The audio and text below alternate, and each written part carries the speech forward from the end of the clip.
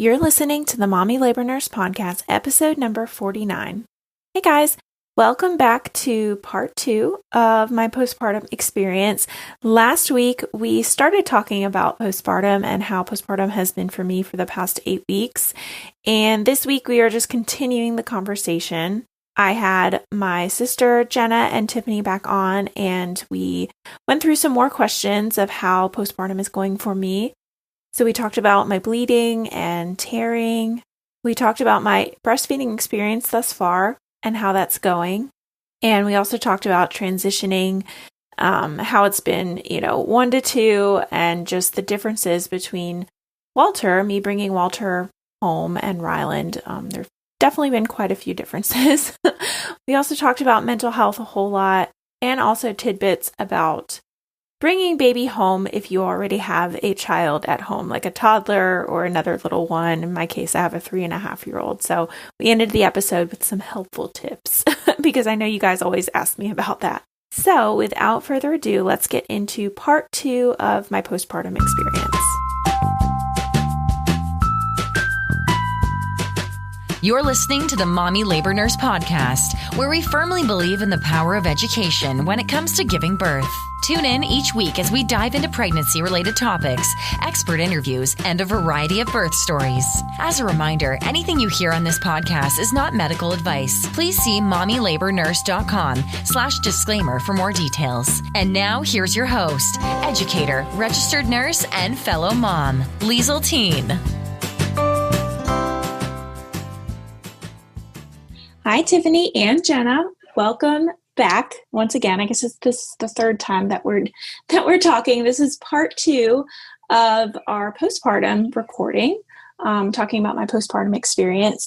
And since we have introduced you guys twice now, I think most people listening to this episode now know who Tiffany is and now know who Jenna is. So I thought it would be fun to kick off this episode with just a couple of fun questions, and I will answer them too.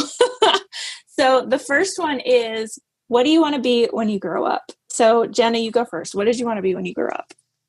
So when I was little, I would always put together little storybooks. I would just take 10 pieces of paper and staple them and just draw illustrations and write little stories. So I always wanted to be an author, and my favorite subject in school is English. I love writing. So an author is what I wanted to be when I grew up. That's good.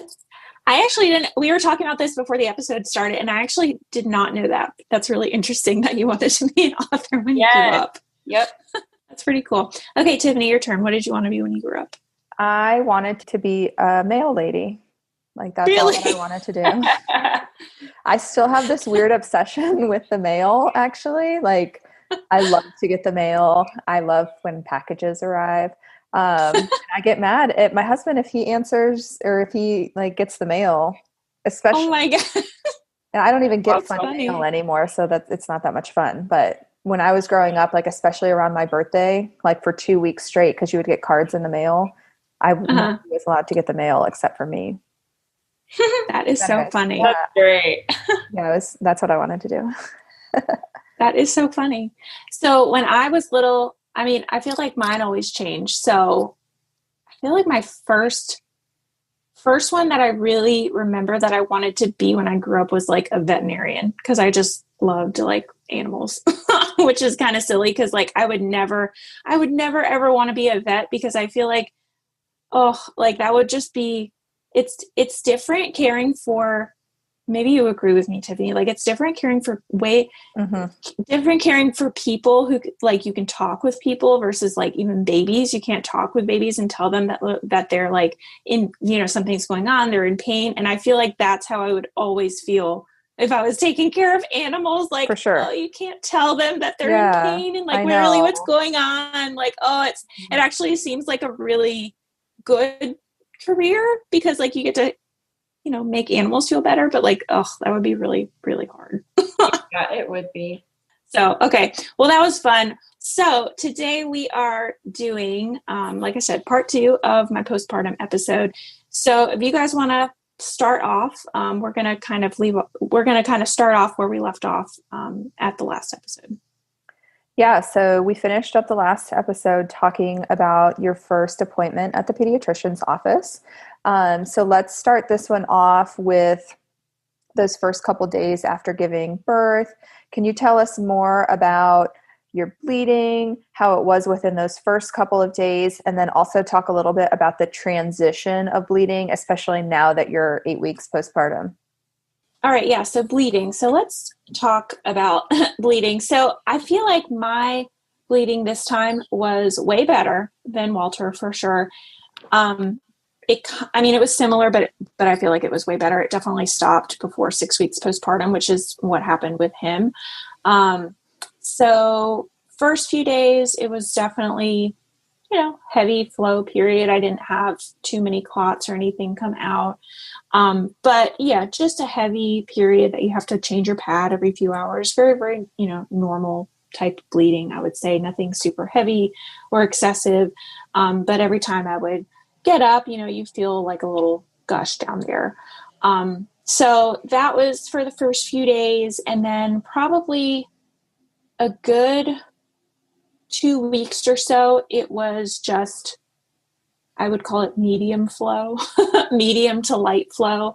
And then after 2 or 3 weeks, it kind of would come and go. Like I would have little spurts of, oh, okay, it's still a little bit red. And then it would kind of be a little bit more brown. And then I would think it's like kind of going away. And then a few days later, I would get like another spurt, which is actually fairly normal. And I hear that a lot from people. It's just as you're healing in there, you tend to just, kind of have like spurts of bleeding. And then eventually, finally, it all stops. So I think it was definitely before my 6-week visit, because I remember going to my 6-week visit last week or 2 weeks ago or whenever that was, and her asking me if I'm still bleeding, and I wasn't. So it was probably I would say it was probably a month of bleeding, and at about a month postpartum, it stopped, and, I'm 8 weeks postpartum now and not bleeding at all. So I wanted to talk a little bit more about your second degree tear. How was your recovery with that, and like what kinds of things helped with the pain and discomfort, and how are things feeling now that you're 8 weeks postpartum? Yeah. So that was rough, obviously. Like it's a tear down there. It was pretty rough the first few days for sure, doing pericare every single time I go to the bathroom, squirting down there, doing, Tux pads, doing the Dermaplast spray that makes it nice and numb down there. And I remember just feeling that heavy kind of feeling down there, and not having a whole lot of, it was never really, really sharp pain, but I want to say it was more kind of soreness kind of pain for the first few days. And then, as my bleeding was kind of healing, my second degree tear was also kind of healing in the same regard. But I think it certainly healed completely or almost all the way before my bleeding stopped for sure. So yeah, I can't say that it was, that first day in the hospital was pretty uncomfortable, not straight up painful, but pretty uncomfortable. And then the next few days, yeah, probably about a week out though. I was feeling pretty good down there. And then in terms of what I did, to help, taking Tylenol and Motrin around the clock, using that Dermaplast spray, that numbing spray, and just doing, pretty diligent pericare. I do have like ice packs that I would put down there routinely throughout the day, if I was really, really sore. And I definitely used those in the first few days. So that helped a whole lot. And now, now I feel normal. I want to say there's nothing really going on that, I don't feel like I just had a baby anymore. Kind of, you feel like a few days postpartum, you feel like you just had a baby. And now I feel normal. Like I feel like I didn't just have a baby other than the fact that there's milk coming out of my boobs. If that makes sense. All right. Let's talk about, your mental health now. So, yeah. I want you to just talk about how it's been this time around, especially like, the baby blues and whatnot, and then how that compared to when you had your first baby, when you had Walter, and like, has there been any differences that you've noticed? Yeah, so stark differences for sure. My mental health with Walter was not the best. I mean, it wasn't horrible, right? But it wasn't the best. I would say I had probably true postpartum anxiety with him. I just didn't really do much about it. And I didn't really recognize at the time that it was, true anxiety. But now going through the second time and feeling how good I feel without really a smidge of anxiety, I can fully say that there was definitely something going on with Walter that needed, certainly needed intervention at the time that I didn't do anything about.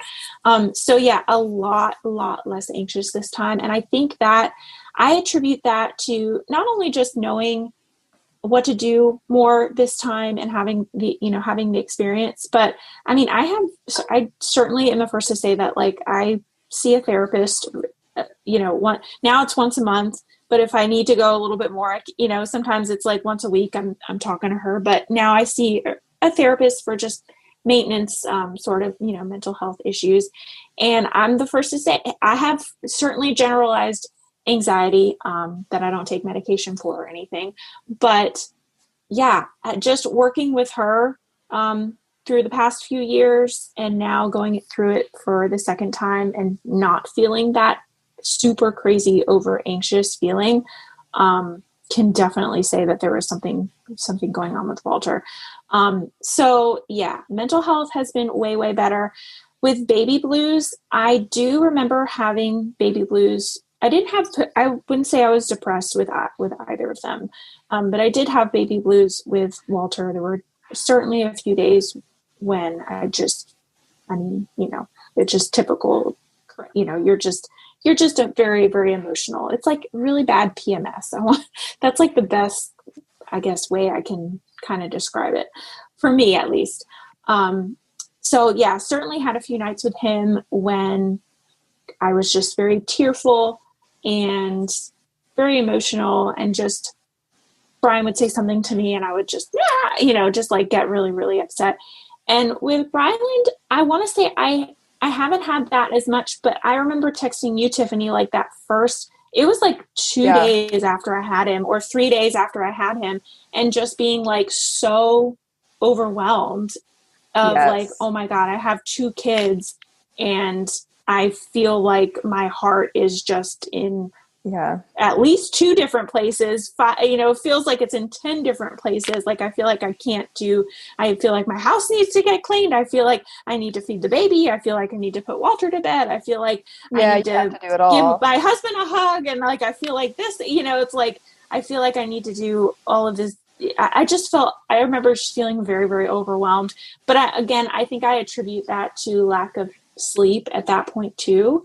So I was very tearful and very like just upset and baby bluesy because I wasn't, I hadn't gotten a lot of sleep at that point. And then over those next few days, I mean, I felt great after that. But yeah, I would say that was certainly the shock of like, oh my gosh, I have 2 kids now and I haven't gotten sleep, and probably, yes, this is some baby blues. So yeah, I remember you texting me. It was like, I think the next day or maybe later that night after you guys came home, and you were so upset because you wanted to Walter wanted you to put him to bed, but then Ryland needed to be fed. Yeah. And then like, I remember you said you couldn't remember when you took your Motrin last, and you were like hurting and you were like, I don't even remember when I last took my Motrin, and you were just upset, and which is like that's normal to be upset, but yeah, these little things.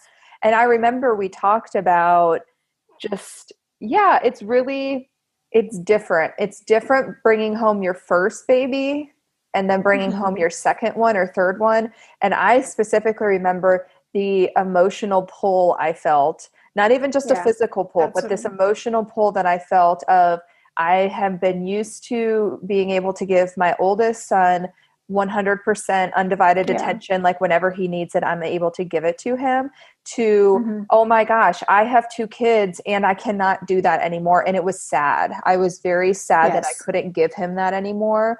And Ben, my husband, had to kind of talk me down actually. And he was like, listen, this is okay. This is normal. Like, Callan, my little one, he's like, Callan is never going to experience a time where he has just you, you know, and that helped. I do remember that being difficult for like a week or 2. I mean, it didn't last long. And then it just, it got normal and fine. And now, well, yeah, you know, I think you just like learn how to, I think you just learn how to juggle things. Yeah.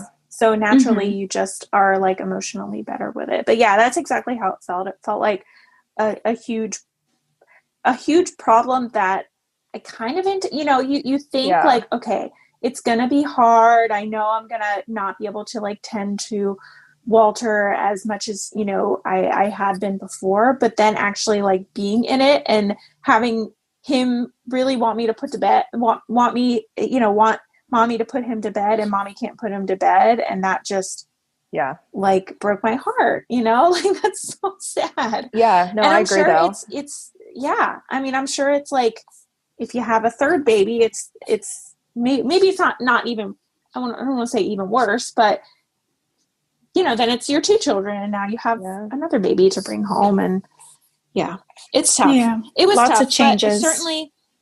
But certainly I want to say, mental health wise, like, oh my gosh, way, way, way better this go around.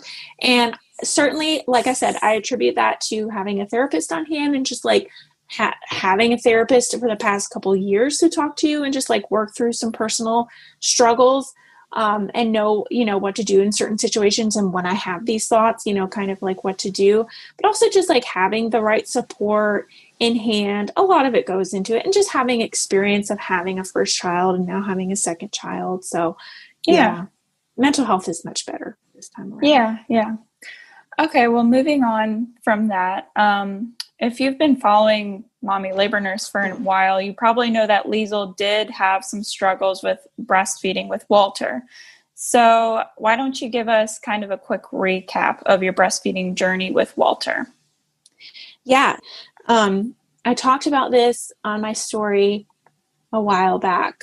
But basically what happened with Walter was he was 6 pounds, 4 ounces when he was born, little coming out. And I planned on, exclusively breastfeeding him. And my milk didn't end up coming in till, day 4, day 5. And he had lost a little bit too much weight. According to the pediatrician, he's like at 11 or 12%.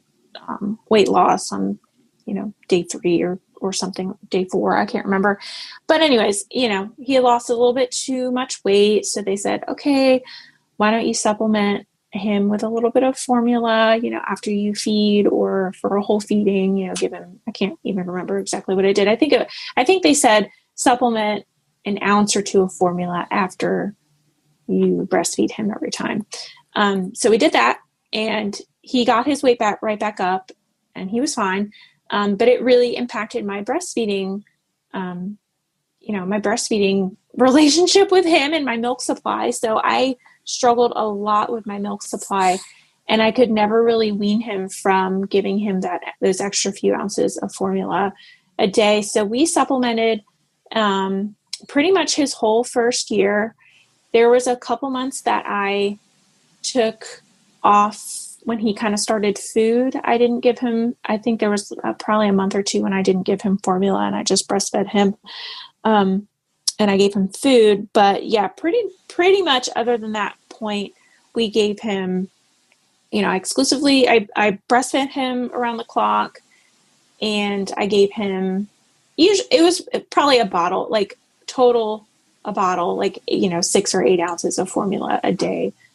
Supplemented him throughout his first year, and had a lot of feelings come with that, because I had planned on breastfeeding him and exclusively breastfeeding him. And that's what it was really important to me, and I really wanted to do. And I just remember so many days, like nursing him nonstop and trying so many different, lactation stuff, pills, and doing this and reading this blog to do this, to try, stand on your head for 5 minutes to do, not that I didn't really do that, but I'm just saying, like, all this crazy stuff you try to like increase your milk supply.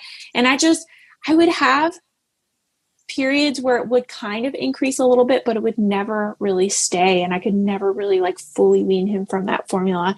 And eventually he got older and he started eating food. And eventually, like, I came to terms with it, and I was like, this is just our journey and this is just what we did. And I am okay with it. But it was really hard. I felt really, really guilty about that. I just felt like I was doing everything I could. And I just like, it was just so much of like, why is my body not making enough milk for him? And I think a lot of moms deal with that. And that's like such a huge reason why people stop breastfeeding, for sure.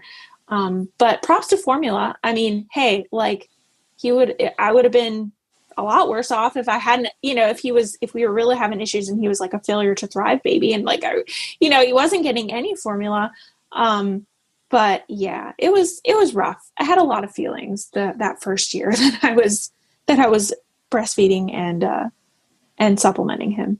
I think it's kind of interesting though, because, we talked in the last podcast about how, I think the last one, or maybe the one before that, I don't remember, about how you gave birth naturally. And like, that is what was a big part of what drove you to like start this business and start Mommy Labor Nurse. Yeah. But I kind of also think that your breastfeeding journey with Walter had a lot to do with it also. Like, I remember one of the first blog articles that you wrote and, published was about your milk supply and, the 30 things that you did, and you gave it numbers, and that article is still on mommylabornurse.com. And I reference people to that article really frequently because it's super thorough and it lists out like all the different things. But it's kind of interesting to read that article now and like, just, I mean, you clearly cared so much about it and wanted I tried a lot badly to do it. And like, it shows even in that one little article. But also, like I said, I think that you're kind of here today and your business is here and whatnot. A big part of that is due to your breastfeeding journey, and that it was a struggle, and you still have this passion to, educate moms and bring awareness and like say that it's okay and like be just like really open and non-judgmental to like everybody and what they want, but also being really, really supportive to moms and what they do want also. Yeah, for sure. And I mean, as somebody who didn't want to give their baby formula, but gave their baby formula, like I said, I'm very thankful that there are other options out there and formula exists, because I mean, geez, like, I mean, you're one of my friends who like who does formula, but I mean, there are so many friends that I have who have tried to breastfeed and something happens and it's not successful and they have to, give baby formula, which is totally fine. I mean, I hate that phrase, breast is best. I will always stand by that. Like that's like a hashtag, and I never use that hashtag because it's not, I mean, like you just feed your baby. You just feed your baby and whatever. I think it's fine. Breast is best for some people, but not for everyone. For sure. It surely wasn't for me. No. But it also kind of goes to show too that like, even you who breastfed Walter till he was how many months was he when he stopped? Like 18 months or so. 19 months, something like that. Yeah.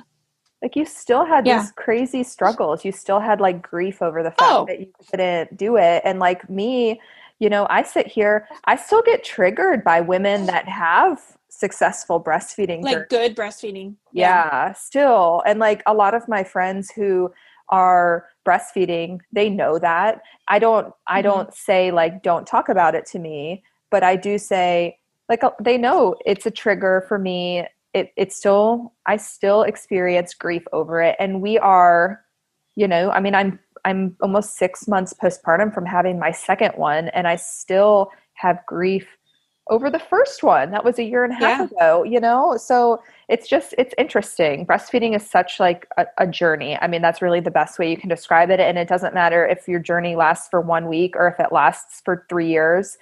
Like, there's so much involved with it, and a lot of feelings and emotions that are involved when you can't do it, or when you can't do exclusive, or when you have to stop, or when, you know, it's, gosh, there's so much to it. Before Mommy Labor Nurse, I always thought breastfeeding, you give them the boob, they drink. Yeah. If they don't drink from the boob, then you give them formula. That's it. Like, I had no idea there was so much to it. It's a lot. It really is. Yeah. It's a lot. And it's just, there's so many ways. I want to say there's so many ways to do it, but there's so many, I mean, gosh, like, we were at the office the other day and I was like talking about pumping, and like, I'm like, I think I'm this size flange, but I'm not sure that I'm this size flange. And like, I ordered this one thing and I'm not sure. And I'm like talking about all of these there's like just so much education that goes with breastfeeding. I mean, gosh, it's just, there's so many and like, why is it that there's so many feelings revolving around breastfeeding? I don't know. I really don't know. Like, why is that such a thing that it's like you feel so much grief when you don't breastfeed? But I don't know where I'm going with that. But I don't know. I don't know either. I don't know if it's just how like society is right now, because, you know, like my mom didn't breastfeed any of us. I tell people that, like, I didn't even get like 1 ounce of colostrum, like absolutely nothing. She had no interest in doing it. And granted, okay, I was born in the 80s, but like, it just, that's not what she did. That's not any of her friends did. And she didn't feel this way. Like, she to this day has no regret whatsoever that she'd never breastfed us. I don't know. Maybe it is just like the time. And also I would say for me personally, and you, Liesl, you can probably speak to this, like, we're labor and delivery nurses. There's a lot that goes into our hospital and like our scores and our initiatives and like all these things. And breastfeeding is one of them. It's a big one of them. And like the hospital is always driving exclusive breastfeeding. And like, we literally track how many moms and percentages of people they give their baby formula in the hospital. I don't agree with it. Like, I think that it's completely crazy, because you're setting women up for failure when you are like trying to put these numbers and achieving, you know, 75% exclusive breastfeeding rates and whatnot. But as a labor and delivery nurse who works in a setting where breastfeeding is kind of like pushed, I would say, not that I necessarily push my patients to do it, because I am down for whatever you want to do, and you'll like never see any pressure from me personally as a nurse. Same. I'm like, whatever you want to do. Honestly, this is crazy. When I had my second baby, I struggled with breastfeeding with my first one. So I knew the second one that I was just going to be like way more open and like whatever. We'll just take it, see how it goes. And I had him, and that night I couldn't get him to latch. Okay. I don't have like great breastfeeding nipples. That's like big, huge problem of what, you know, one of the biggest problems I had with my journey. But the nurse was like, well, how about if we could just do a little bit of formula, and I could actually like, you could try and get him to latch, but like syringe the formula on, maybe that will help kind of stimulate him, because I didn't have a lot of colostrum either. And I was like, no, I don't want you to do that, because it's going to mess up the numbers. Like, I don't want to be yet another person. Wow. I thought that. And she was like, girl, don't worry about it. It's fine. Don't worry about it. But yeah, I mean, it's just like so much pressure from somewhere. I don't even know from where it's society coming. It's pressure. Social pressure. Yeah. Well, and just being a mom. I mean, this is just one of, you know, a million things that women feel. 1 million things. You know. But yeah, it's interesting. So it is. How about like, so we just talked about that you had low supply with Walter. Yeah. Did you do anything specifically different during pregnancy this time to help prepare you for your breastfeeding journey with Ryland? So, okay. I mean, first of all, I ate a ton of those like lactation cookies. Mommy knows best cookies. I'm not sure that truly, super impacted anything because I ate them while I was pregnant, but I just want to state that for the record. I ate a lot of Mommy Knows Best cookies. So whether that did anything, fine. Yeah. So not sure what else I really did during my pregnancy. In the immediate postpartum period, I did do a few things that I'll talk about in just a second. But during pregnancy, I didn't do any of that antenatal storage. Like I didn't pump beforehand. I know some people do that they pump in the last few weeks of pregnancy to prepare for breastfeeding. But I didn't do that. I want to just say that I did do more education on breastfeeding, even though I had a good foundation going in. I feel like I did do some more education beforehand just to even prepare myself even more. And set myself up. But yeah, I think I also went into it knowing that I really, really did want to breastfeed, and I had issues with low supply. So I'm going to try and do everything that I possibly can to not have low supply, and almost like want to try and kick myself into an oversupply. But yeah, didn't do a whole lot during my pregnancy.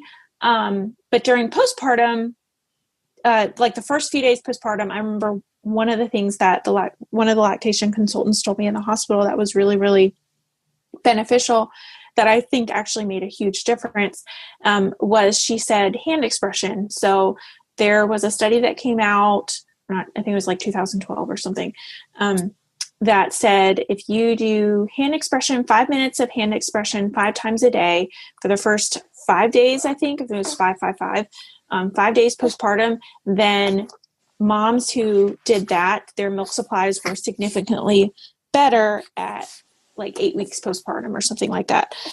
So she was like, it's a really, I know it's just something else to do, something else to like add to your plate. She was like, it can really, really help. And especially since you've had issues with your supply before, why not? So I said, okay.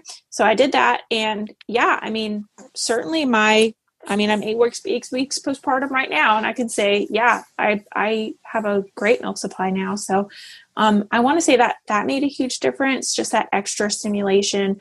I nursed him,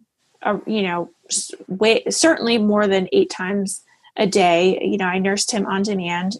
That made a huge difference as well. And I was nursing Walter on demand, but I was kind of more following a schedule with him. Like I would be like, oh, I probably should wait until 2 hours, to at least 2 hours.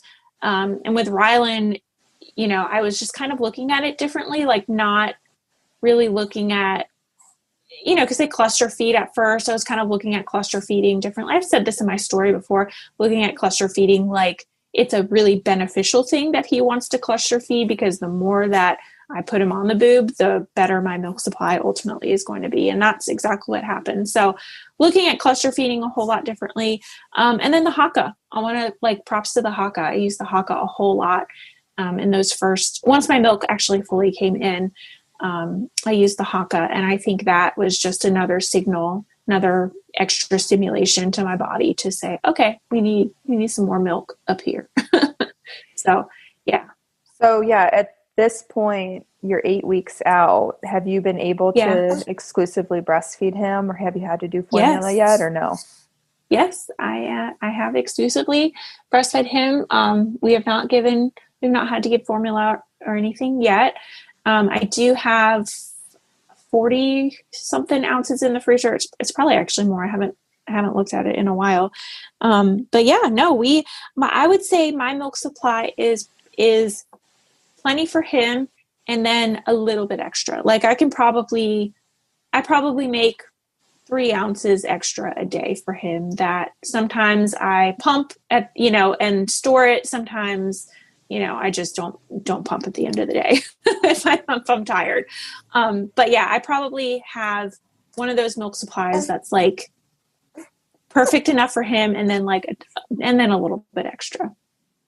That's so good that your breastfeeding, that your breastfeeding journey is so much better than when you were struggling with Walter's. But well, yeah, it's also such I'm also glad that I didn't send myself into super, super oversupply and dip my toes into those struggles, because as much of a struggle as it was with having low supply issues, people who have oversupply have a whole other set of issues that they have to deal with. So I am very thankful that I am like happy medium, in between. Mm-hmm. Yeah, I think that's what everybody needs to remember is like the grass seems so much greener on the other side, but it's not. And I tell myself to this day, because like, Liesl, you have a really good friend who has a crazy, crazy oversupply. I mean, wild, right? Like, yeah, she 100 ounces a day. Yeah, she pumps. Jenna knows Jessie too. Yeah, 100 ounces a day. And I am just like, oh my gosh, my mind is just exploding thinking of that. And I can't help but listen to that and feel some jealousy because of it. But like having an oversupply is not so great. She's had mastitis several times. She also has a baby that has, allergies and whatnot. So her diet is super, super limited. So yeah, it's one of those things. Even, I don't know if I know a single woman that has had just like a perfect breastfeeding journey. Like, and you're not anxious about anything, and you're just 100%. Even ones that were able to just breastfeed great and exclusively breastfed and always nursed and never had a pump. And, even those ones, when you ask, they'll say, oh, but this was really hard or this was really hard. Yeah. So it's like, no matter what happens, even if your supply is great, even if your baby latches great. Yeah, I mean, there's just always something. There's always something. I know. No, you're right. And like with my friend who has oversupply, like she's always talking about, okay, like she doesn't pump a whole lot right now. She's down to like 4 pumps a day or something. But I mean, we were just talking about flange size, and she's like, yeah, it's still, it still somewhat hurts, and I'm not sure if I should be using this flange. She's still trying stuff out, still ordering stuff. That's like, crazy. Like, and this is her second baby that she's exclusively pumped for, and she's still like not an expert by any means, still trying to figure it out. Don't they say that like formula feeding can be more expensive? It almost seems like breastfeeding can be pretty darn expensive too, because you're always trying to order new things if something doesn't work. Sure. 100%. Yeah. I mean, formula it's expensive, right? You have to buy it, like, but yeah, I can't say I've spent a lot of money because I'm breastfeeding. Just between all the supplements and between all of the gear you still have to buy, unless you're somebody who really doesn't pump at all and just is always around your baby and like is always the food source for your baby, like you at least have to buy some sort of pump, whether that's just a little hand pump, and then you have to buy bottles, right? Because you have to get that. And then it's like, oh, okay. And then there's like, okay, you got to buy all these nursing bras and nursing tanks and nursing pillow and nursing, it's like all of this stuff. It's a lot. Yeah. I think that we're going to we talked about doing this. We're going to do a podcast. It's probably not going to be for a while. I mean, maybe realistically in a year from now. Or maybe we'll do like a 6-month, follow-up or something. But I think we're going to dive into your breastfeeding journey with Ryland more. So stay tuned to that at some point, because you're only at 8 weeks, and there's a lot at 8 weeks, but there's a lot more issues that come along with breastfeeding, whether it's like nursing strikes or like baby teething or introduction of solid foods and like how all that goes. So I think it's going to be great when we do that, and when we can kind of talk to you, in 6 months from now or so, and like see how things are going. Yeah, definitely. Yeah. Okay. Well, moving on from breastfeeding, last Monday, you said that you went to your 6-week postpartum appointment. So can you kind of share like what was done at that appointment and kind of just what happened? Yeah. So super easy. I went in. Typically, I would have brought my baby, but of course, COVID, you're not supposed to bring anybody but yourself to appointments. So I, just went there by myself and came in and, kind of same routine. You go and get weighed, and they do your vital signs, and they ask you about your health history, and they ask you if you are breastfeeding or if you're formula feeding, and if you're having any pain or, if you're still bleeding, they ask you about that. And then, I got into the room. I didn't have, I didn't have to get a pap smear. So I wasn't due like for my pap smear. So she just did it. She literally just did like a manual inspection, and just asked me something, asked me how my mental health was, asked me about pain, and just kind of how the last 6 weeks have been. She was probably in there for, I don't know, 10 or 15 minutes. Like it was a little while that we were just kind of chatting back and forth and asking me just, transition, how it's going with having 2 kids versus 1 kid. And, once we did the pelvic exam, that was really no big deal. I mean, I was like anticipating that to be painful because there hadn't been anything in there for 6 weeks. And I just was like, oh, this is not going to feel so good. But once she did it, it wasn't painful at all. And checked out my tear, which was completely healed. Checked out my hemorrhoids, which are unfortunately still there, but not inflamed. And she just made a comment on my hemorrhoids. But then that was pretty much it. I mean, it was probably 30 minutes I was there, and then I was out, and she was like, okay, you're good. You're healed. We'll see you in a year or whenever your pap is. Yeah. So you only have 1 postpartum appointment. Is that pretty much what happens? Yeah. So typically, yes. So like if you here in the United States, we typically have 1 6-week appointment, and then really, nothing else unless you need them, or unless you're high risk. Sometimes they see you before that 6 weeks for a 2-week, blood pressure check or some, or a mental health check or something. Mm-hmm. But yeah, since I've been going through that Pebble Complete Care program, which I've talked about in my story a whole lot, and on, my Instagram. And that has given me, I want to say I've had 6 or 7, total checks with them. And that's of course telehealth, right? I'm not like actually going to see somebody, but I mean, that has made also such a difference in everything. Just having somebody checking in at 1 week postpartum. Okay. How's everything going? 2 weeks postpartum. Okay. How's everything going? And having somebody to talk to about my hemorrhoids and about how I got, a allergic reaction from my pads at like 2 weeks postpartum. And I'm like, what the heck is going on? Oh my gosh. Which, side note, I talked about that on my story the other day. And I don't know if you saw it too, Tiffany, but I saw a bunch of DMs of people saying that happened to them too. I was like, oh my gosh, this must be a thing. Yeah. So side note, that was awful. I had an allergic reaction to some sort of brand of pads that I was using at about 2 weeks postpartum, and everything was like just completely on fire down there. And it was not fun and very itchy. And I just literally, what I did was I did not wear anything. I was still bleeding, but like I just wore like a skirt all day, and I had like a towel that I would just like sit on a towel if I had to sit down. It was fine. We made that work, but I had to do that for at least a day just to get everything, kind of like aired out down there. All right. So now that you are 8 weeks out from delivery, what next? Is there anything that you're kind of still doing postpartum that you can tell us about? Yeah. So I talked about Pebble a little bit, kind of beforehand, and I am still seeing Pebble. I do still have a few appointments left with my Pebble specialist. So definitely a big advocate for that. And then I have been seeing a pelvic floor physical therapist. I saw her twice so far, and I'm going to have another check with her in about a month.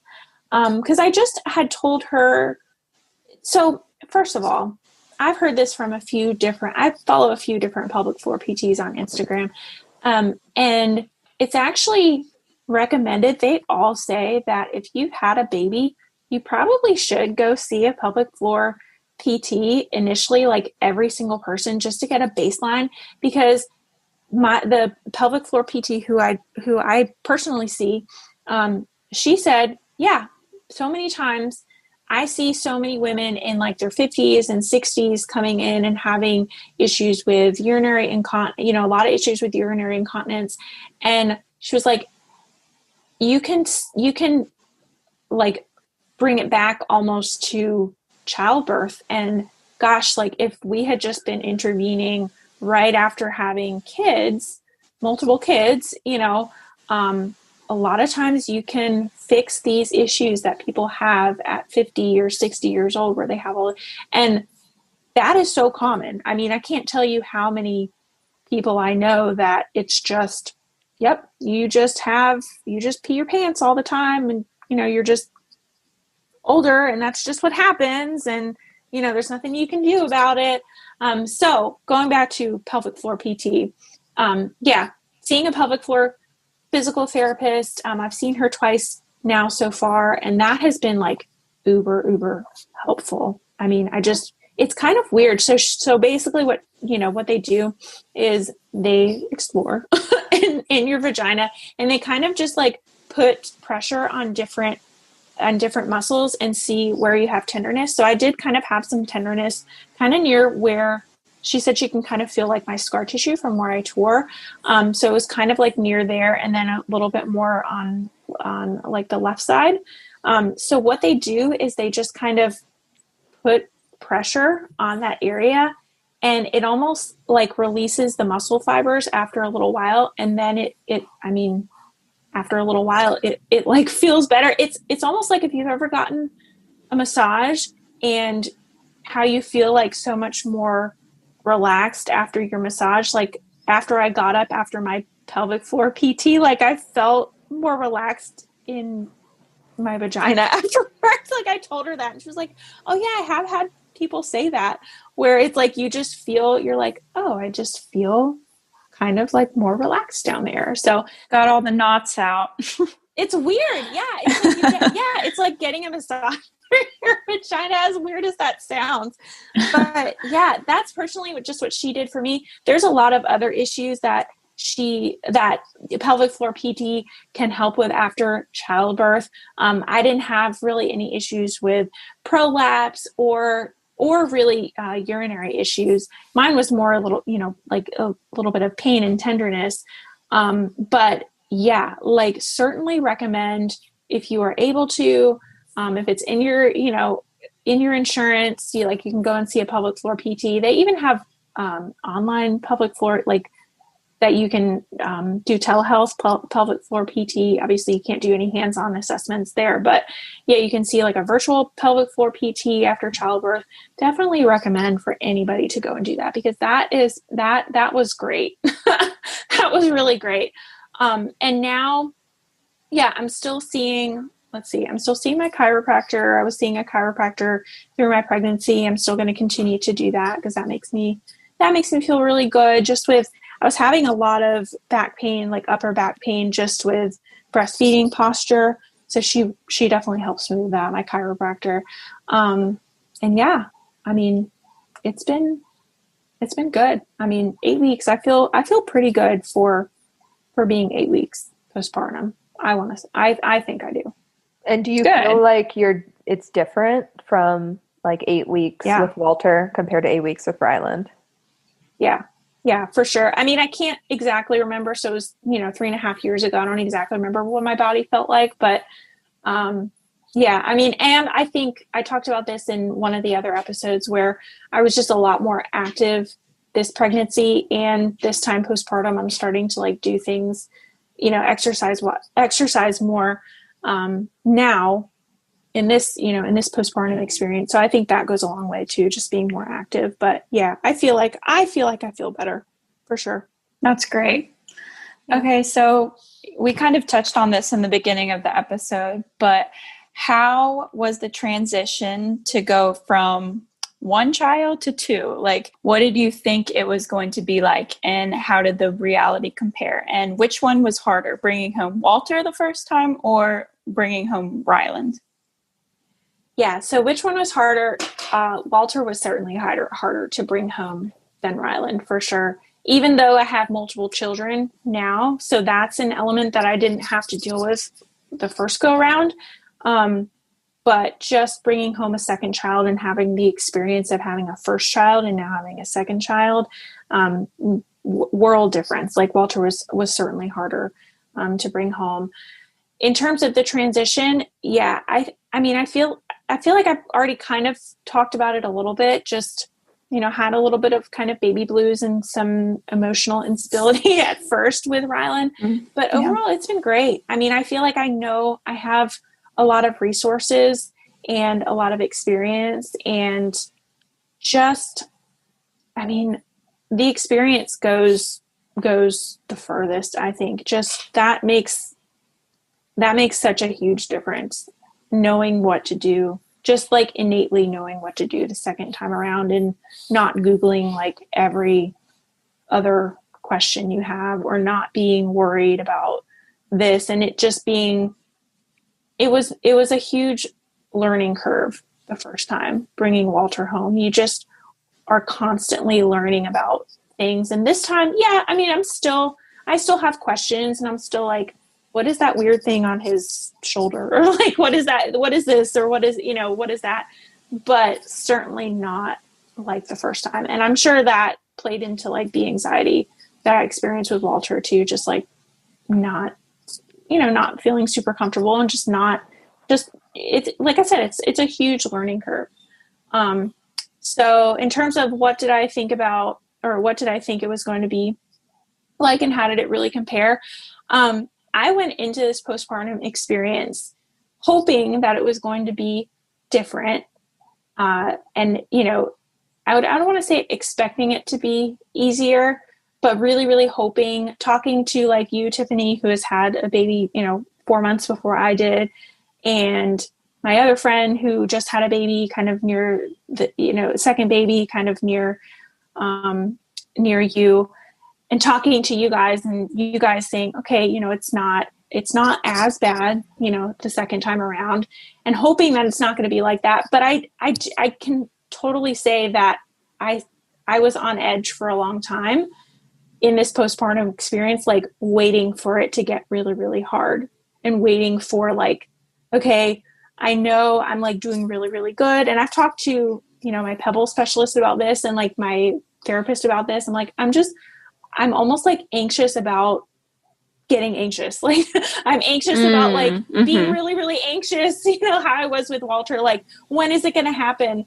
I'm like, I'm just trying to, take every day as I can, and just like, okay, it's still going really, really well. Okay. It's still really, really going really well.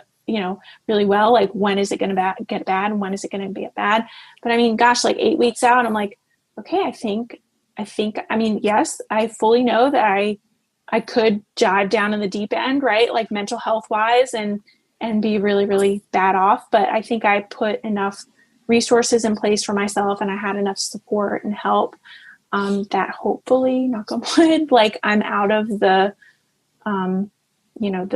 when people really, really experience it in those first few weeks. So yeah, I want to say overall it's been much, much better this go around. Yeah. I'm curious if like other people feel that way. When I found out that I was pregnant with my second baby, and my first one, he was only 4 months old when I found out that I was pregnant with him. So that, that obviously is not the typical situation.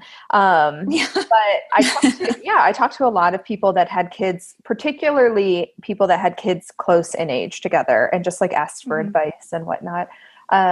And I went into it thinking like, this is going to be horrible. This is going to be horrible. Like I just kept telling myself, this is going to be like the worst thing ever, and just get through it. It's short lived. Like those first 3 months are going to suck, but it's going to be fine. And like, I mean, I like you, I put a lot of resources and like support in place so that it would be okay. And then, I mean, I'm almost 6 months out and have been pleasantly surprised at how, I hate to say the word easy, and I surely don't want to set anybody else to just expect that it's going to be easy when you bring your second one home. But for me personally, it was easier. The transition wasn't nearly as bad. I think I cried like one time after I came home with my second one, whereas like with the first one, it was like almost every single night, every day, I was in tears crying over something. So yeah, it's just interesting to hear like different women's takes and perspectives on it, because I shared that with you that like the transition wasn't that bad, and like you said, some of our other friends that we have that we've talked to, they've said similar things. So Yeah. Yeah. I think overall most people would agree that it's easier. Like you said, you don't want to use the word easier, but it's different the second go around, just because you have that experience to go on, and that makes such a huge difference. well, and now like when I'm alone with my baby, I'm like, oh my gosh, this is vacation. Like, whew, this is so nice. Like, I can watch TV and just be relatively uninterrupted. Like, we did a lot of Netflix watching in the first month or two. Like, we can't do that now. I mean, he's 5.5 months old and I've got a toddler, obviously. So, like, we're not doing any binging of Netflix anymore. But yeah, Kept selling Sunset. Yeah, I know. But yeah, I told people, I was like, it's almost laughable that I thought that I thought having one kid was hard, because now I have two, and when both of them are there, I wouldn't say it's hard. It's like demanding. But it's like so drastically different when I have two of them with me and I'm taking care of them on one day compared to when I just have one. And I'm like, oh my gosh, this is like so great and like so easy. And it's like just crazy how perspective is like is everything, really, because when I just had one baby alone, I like wanted to rip my hair out and I was just like struggling, and now I'm like, oh yeah, bring on one baby, like that is fine. I can do this. I know I totally feel the same way. And going on the topic of like perspective, this go around has been like, my perspective is way different, because I remember with Walter, my perspective, like even just, we'll give the example of like getting up in the middle of the night. I remember being like, oh God, I can't wait for this. Like, this is awful. I hate getting, I mean, who really likes to get up in the middle of the night? So like, that's super normal to feel that way. But I just remember being like, oh my God, this is like just the worst. And even there were a few nights when he was first born, when it's like, you're getting up 3 or 4 times a night and you're just like, oh, this sucks. Like, I hate this. Like, why? Oh, and with Ryland, it's crazy that he still gets up. He certainly gets up once in the middle of the night, like to feed between, like 4 and 5 o'clock. But I'm almost like, oh my gosh, I'm not going to miss him sleeping through the night, but you're almost like, wow, like it's not that long that they do that. And yeah, my perspective, it's so different. I'm almost like holding on to him being, I still definitely want him to be a little bit bigger so he can like interact with Walter a whole lot more. And like, I certainly have those feelings too, but it's a lot more of like, oh, I want him to like stay my little baby forever. And I didn't feel like that with Walter almost ever. I was always wishing for him to like get bigger so he could do XYZ, Yeah. I think that like we've talked about this a couple times, that just knowing that there is an end in sight is important when you have your second one.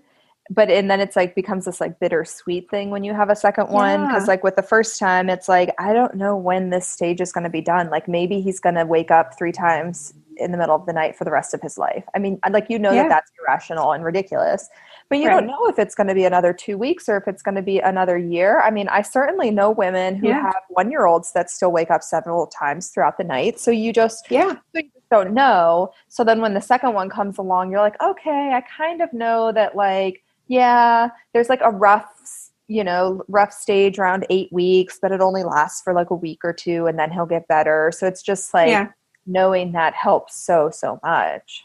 Oh, for sure. And I do the same thing.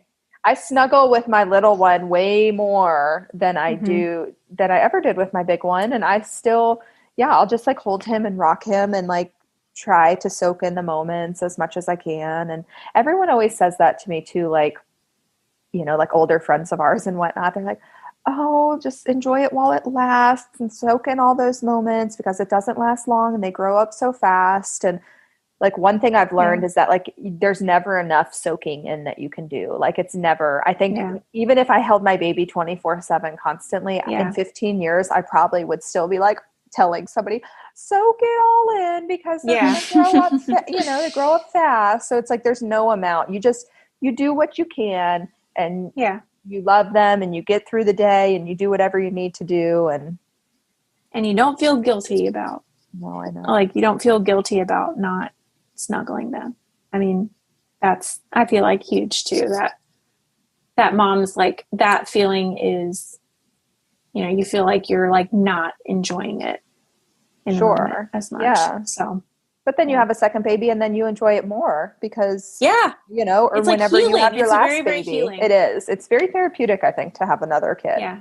Especially if your first one was kind of a struggle. Yeah. Which, I mean, Walter certainly wasn't, he was a great, great baby. My breastfeeding journey was like certainly a struggle, but just the anxiety that I felt with him so heavily, now not having that feeling is certainly very, very healing. So, yeah. So last question that we're going to talk about, this is actually something that I've seen a lot of your followers like message you about and whatnot, is any tips that you have, just quick little things that you can throw out there of what moms can do to juggle having a newborn baby and a toddler or an older kid? Yeah. Okay. So I'll first preface and say that I don't have a toddler. He's certainly not a toddler and a newborn. That is something that I do not know how to manage, having a 2-year-old and like a newborn. That seems really, really difficult to me because you can't leave them in the same room for half a second at all. Walter, at least it's nice because they're 3.5 years apart. So I trust him that if I need to go to the bathroom really quickly, he's not going to like try and pull Ryland out of his little seat and like, throw him on the, he's not gonna like do anything to Ryland. He's fine. But like with a 2-year-old, you can't do that. That's really, really hard. So I would say, if you can have, not everybody's house can do this, but certainly in those first few weeks, especially if you're like breastfeeding and you can't get up and, baby's like cluster feeding all the time, if you can have like an area in your house where you can just completely corral your kid, whether it's like a room or whether it's, baby gates, and you can just corral them and you can sit on the couch or you can sit in a chair and just, feed your baby, that's going to help more than anything. Cause I think that's what people struggle with. It's like, you can't, like, they're just loose, right? Like you need somewhere to like completely corral them. So I would say, get a corral station. And I'm trying to think of like other things that I've heard from like toddler moms. I don't know, Tiffany, you have a 1.5, how far apart are they? 13 months? So you probably are better to answer this question anyways, because 3.5 is like very, very, it's a great age to bring a baby home because he just knows what's going on. And he also goes to preschool a few times a week. So it's like just me and the baby a few times a week. But you probably are a better one to answer some of these questions. Mostly what I tell people is I do think there's a big difference between having a new baby and like a 1-year-old compared to a 2-year-old, compared to a 3-year-old, compared to a 7-year-old. Not saying that one is necessarily like easier than the other, because there's challenges that come with every single age, in my opinion, whether it be like emotional issues or like physical issues, because you have to take one kid to soccer practice and, so I have, my boys are 12 months and 10 days apart. So when I brought home Callan, my oldest one had just turned 1. He wasn't walking yet. He started walking within 2 weeks of me bringing him home. So that was kind of interesting. But the biggest things that I did were to have support around. My husband and I actually moved from downtown Raleigh, which, interesting fact, I actually used to live across the street from Liesl and her husband, like literally across the street from each other. And we decided to move up to North Raleigh area. So my mom lives 5 minutes away from me. My brother and sister-in-law live 5 minutes away from me. So that was a big thing. I had family close by. And if you don't live with family in the area, then having friends close by if you can. I mean, having one solid family that you can like call if you need to. So then also I had him in the end of April, which was like kind of in the initial stages of COVID. And we originally were planning to send my oldest son to school 3 days a week. And then I would have 3 days a week where, it was just me and the baby. But we had decided to take him out of school at that point because of COVID. So he was home with me all the time. So what I did in replace of that is I forced my husband to take more time off of work. So that was another thing that we did. Yeah, I'm sure that helped. Which I know that not everybody obviously has that luxury and ability to do that. But he took 3 weeks off of work. He used all of his vacation days for this year. And we just decided as a family that we wouldn't be going anywhere, which wasn't difficult because of COVID and there's really nowhere to go. So he took 3 weeks off of work. And then I had people brought us food. Like I had several friends that brought us food. So we pretty much didn't do much cooking for the first couple of weeks. I also prepped a lot beforehand as far as food goes. Like I like to cook. So I made a lot of freezer meals. And if I made something, I would just double the recipe and then I would freeze it. So I had literally a whole freezer full of like stuff for us. So that helped. And just outside of the juggling thing, the first month or two was definitely the hardest. The hardest time for me was when Callan needed to eat. Because we didn't breastfeed. So I was pumping for the first 3 or 4 weeks and then gave that up because honestly, it was just way too much to handle. Yeah. But he needed, he had to have a bottle. So like you have to sit down with a baby and feed him a bottle. And that's hard when you have a little kid running around who needs something else. So like I tried as best as I could to get their meal times to like not overlap so that I could like sit down with the baby and feed him. And then I would give my oldest one his meal because it was really hard to do both at the same time while I was alone. And then I think the other biggest thing that I did was as quickly as I possibly could, I got their nap schedules in alignment. And that took probably 2 or 3 months for me to do. But, and it took a lot of practice of me like figuring it out and figuring their schedules out. But we currently now have it where like my little guy sleeps, he takes a nap during the morning, but I wake him up at 11, no matter what. I wake him up at 11 so that he has about 2 hours of wake time. And so that he goes and he sleeps at the same time as my oldest one when he takes his one nap a day. That's so that important. That guarantees me, like an hour and a half to 2 hours a day of like, this is my time. I can go work out if I need to. Like, I can go take a nap if I need to. Like, I can go do something else if I need to. And I was actually just talking to a friend of mine who had a baby, her second one, like a week and a half after me. And she said the same thing about the nap thing. She was like, at like 4 months old, I finally got it so that both of my kids nap at the same time in the afternoon. And that's been like world changing for her. So it takes some time. My kid doesn't really nap anymore, so Well, and there you go. That's one of the for sure. Like Walter doesn't take a nap anymore, but mine does. And I'm like, I can't wait till my little guy. Like, I'm excited when he just takes one nap a day, so that we can like both of them be on the same exact nap schedule, and then we'll have all of our mornings where like we don't have to worry about like, Callan has to take a nap. And like, let's get it back so that he can sleep in his crib. I mean, I'm looking forward to that aligning. And that's one of the things I would say has been so great about having my kids together is that like, while yes, they're a year apart, they are going to overlap in a lot of ways as far as like things that they're doing. And like, we'll probably be on the same nap schedule for like 2 years, hopefully. That is true. You get a lot of time of nap. Yeah, that's true. Which is great. Think about it like that.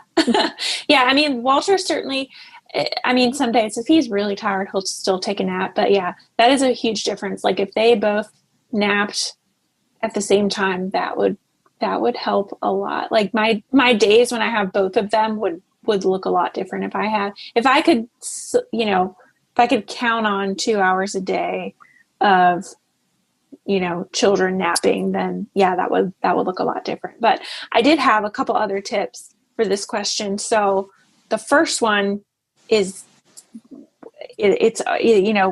we've talked about it, is just like set your expectations very, very low in this time period with like having a new baby and having another sibling or having multiple siblings. Like set the bar as low as possible, and then you get a lot of wins, right? You get like tiny wins because your bar is very, very low.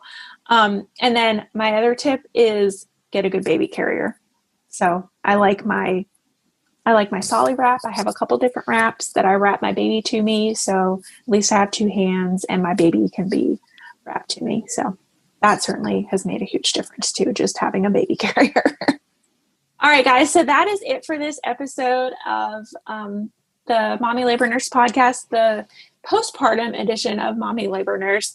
So like Tiffany was saying, halfway through this episode, we talked about it briefly. I think we're certainly going to do a breastfeeding episode, probably at 6 months, checking in 6 months, how my breastfeeding experience is going. Because, who knows? I might not. I plan to breastfeed this little guy for a year, but you never know. Things come up. Things could be drastically different in 6 months. We'll just say that. So I would love to do another episode with both of you guys and talk about breastfeeding more in detail. And maybe there's some other kind of topic that we can talk about as well. But I think it'll be fun to end. We started this episode off with saying, what do we talk about? What we wanted to be when we grew up. So we should end this episode on another kind of fun question that we can all answer. So what was the other one that we found? Oh, okay. What was your first job when you were, I guess you can get a job when you're 14, right?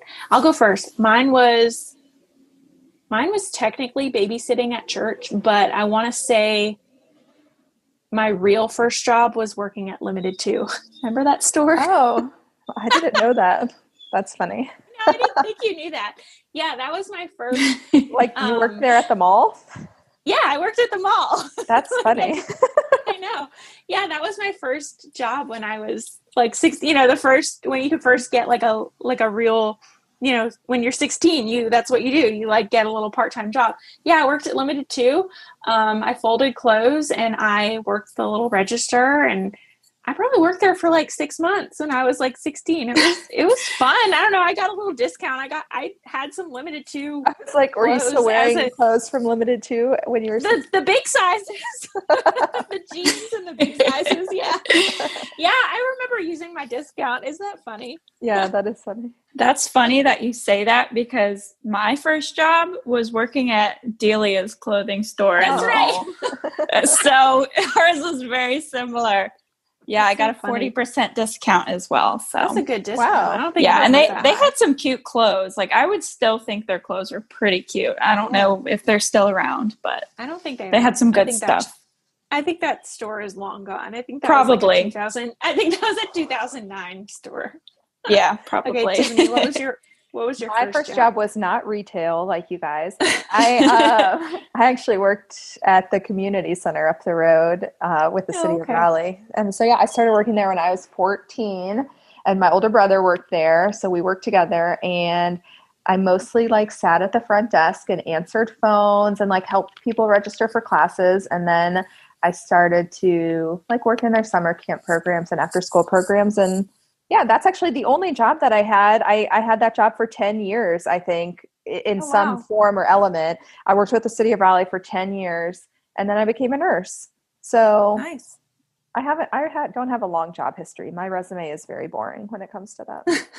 And Liesl and I both worked at the same restaurant too. You worked there for what, 8 years or something? And I worked there for 6 years. So we had very similar job history. Yeah. And if you did not work at that restaurant, then we wouldn't even know each other, because that restaurant is the connecting piece of how I even met you, because my sister worked at that restaurant.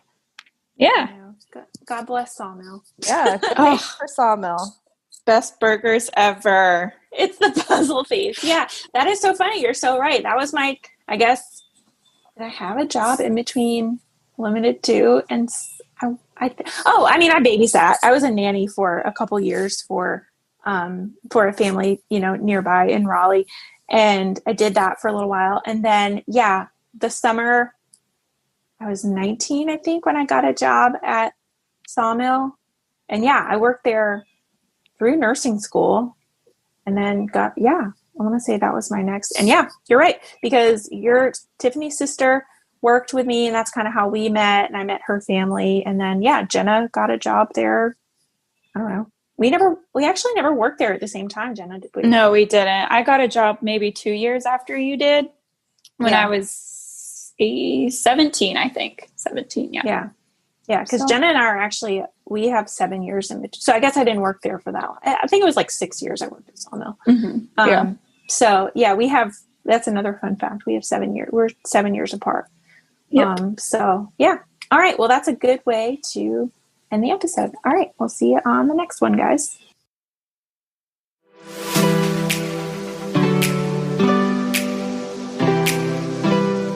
All right, so that is it for this episode of the Mommy Labor Nurse podcast. You probably follow me on Instagram because that's probably where you came from. But if you don't, head over to Instagram and follow me at mommy.labornurse for more. That is certainly where I am most active. I also now have a separate Instagram for just this podcast, so I encourage you to follow my second account at mommylabornurse.podcast as well if you want podcast updates. Again, that is at mommylabornurse.podcast. As always, you guys know that I also have a website where I have tons of articles all about pregnancy, birth, breastfeeding, newborn stuff, and more at www.mommylabornurse.com. I want to hear more from you on how much you love this episode of the podcast or how you think I can improve. So leave me a comment on one of my pictures, send me a DM, or send me an email with all the love. All right, guys, I will see you same time, same place next week.